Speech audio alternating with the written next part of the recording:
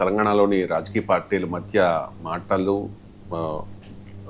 అంటే విమర్శలు ప్రతి విమర్శలు కంటిన్యూ అవుతూ ఉన్నాయి. ప్రభుత్వం చెప్తోంది కాళేశ్వరం రగడ ప్రాజెక్టు పై కాంగ్రెస్ బీఆర్ఎస్ల మధ్య మాటల యుద్ధం నడుస్తుంటే లోపాలు దాచి బీఆర్ఎస్ దుష్ప్రచారం చేస్తోంది.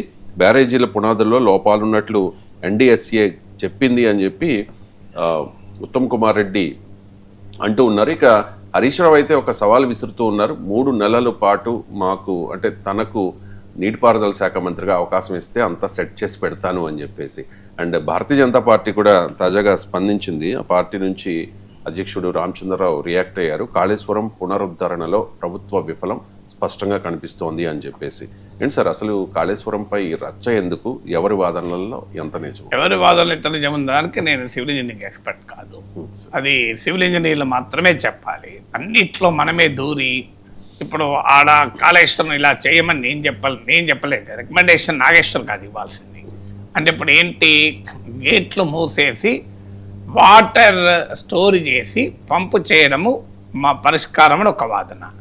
అలా చేస్తే నీకు గేట్లే కొట్టుకెళ్ళి ఊర్లే పోతాయి. ఎప్పటికప్పుడు వచ్చిన వాటర్ పంపించకపోతే చాలా ప్రమాదకరం. ఎందుకంటే మీకు పిల్లలు చాలా లోపభూయిష్ట నిర్మాణాలు ఉన్నాయి కనుక మీకు కంప్లీట్గా కొట్టకపోతే 100 గ్రామాలు అనేది ఇంకో వాదన. ఇప్పుడు ఇందులో ఏది కరెక్ట్ అనేది సాంకేతిక నైపుణ్యంతో చెప్పాల్సిన అంశం.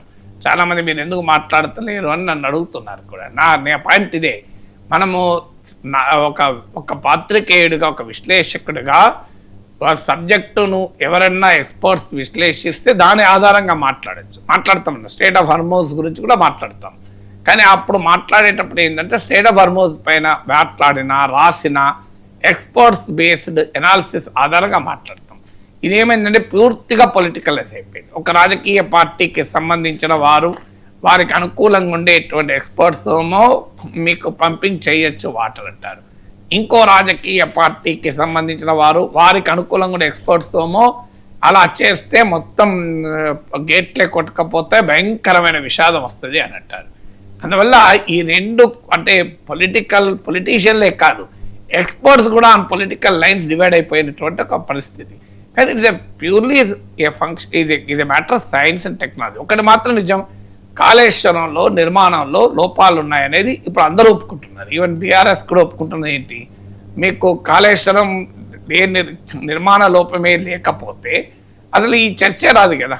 సో అందువల్ల కానీ అది మొదటి క్వశ్చన్. కాళేశ్వరం ఇన్ని వేల కోట్ల 80,000 కోట్లు 85,000 కోట్లతో కట్టారు కదా.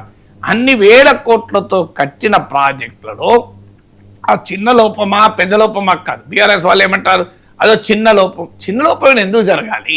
ఇప్పుడు నాగార్జున సాగర్లు ఇంతవరకు మనం ఎందుకు జరగలేదు? శ్రీశైలం ప్రాజెక్టులు ఎందుకు జరగలేదు? బాక్రానంగల్ ప్రాజెక్టులు ఎందుకు జరగలేదు? మీకు ఇక్కడ శ్రీరామ్ సాగర్ ప్రాజెక్టులో లేదు కదా, తెలంగాణలో ఉన్న ప్రాజెక్టు కదా. మరి నాగార్జున సాగర్ నిర్మించి దశాబ్దాలు అయిపోయిన నెహ్రూ కాలంలో పునాదులు వేస్తే ఇప్పటి వరకు ఇది కూలింది, ఇది కుంగింది అని విన్నామా మనం? మరి శ్రీశైలం ప్రాజెక్టులో విన్నామా మనం? మరి ఇక్కడ కాళేశ్వరం ప్రాజెక్టులను ఎందుకు వింటున్నామంటే నాసిరక నిర్మాణాలు జరిగాయి అనేది క్లియర్. దానికి ఎవరు అకౌంటబిలిటీ ఉండాలి కదా. మరి ఎందుకు జరిగాయి? తర్వాత మెయింటెనెన్స్ కూడా చేయాల్సిన సమయంలో చేయలేదు అని కూడా ఆరోపణలు ఉన్నాయి.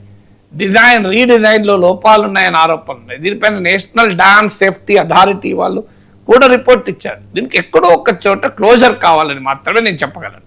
నేను చెప్పేది, కరీంనగర్ జిల్లా నుంచి ఒక రైతు నాతో మాట్లాడాడు.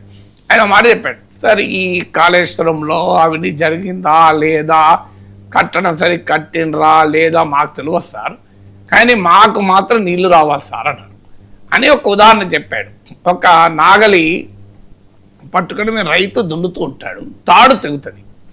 తాడు తెగితే రైతు ఏం చేస్తాడు, వెంటనే ఇంకో తాడు తెప్పించి కట్టి దున్నుతాడు. కానీ ఈ తాడు నాసిరకం తాడు, ఈ తాడు తయారు చేసిన వాడు ఎన్ని డబ్బులు తిన్నాడు, ఈ తాడు ఇలా నాసిరకం తయారు చేయడంలో కుట్ర ఏముంది, తాడు నాసిరకంగా ఉంది అని ఇతరులు హెచ్చరించినా దాన్ని ఎందుకు మార్చలేదు, తాడు నాసిరకము ఉన్నది అని అర్థమవుతున్నా ఎందుకు ఇగ్నోర్ చేశారు, ఇవన్నీ చర్చించుకుంటూ కూర్చుంటే దున్నటోడు ఎవరు సార్?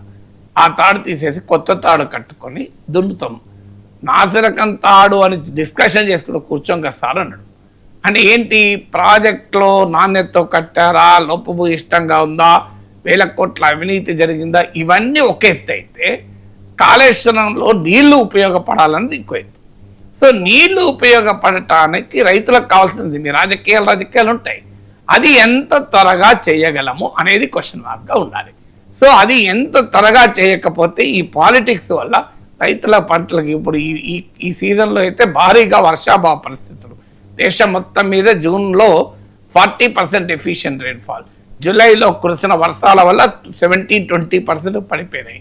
నీకు భారీగా వర్షాభావ పరిస్థితులు even Indian metrological department data ప్రకారం దేశంలో ఈ మాన్సూన్ 94% మాత్రమే ఉంటుంది యూజువల్ రెయిన్ఫాల్లో అని చెప్తున్నారు.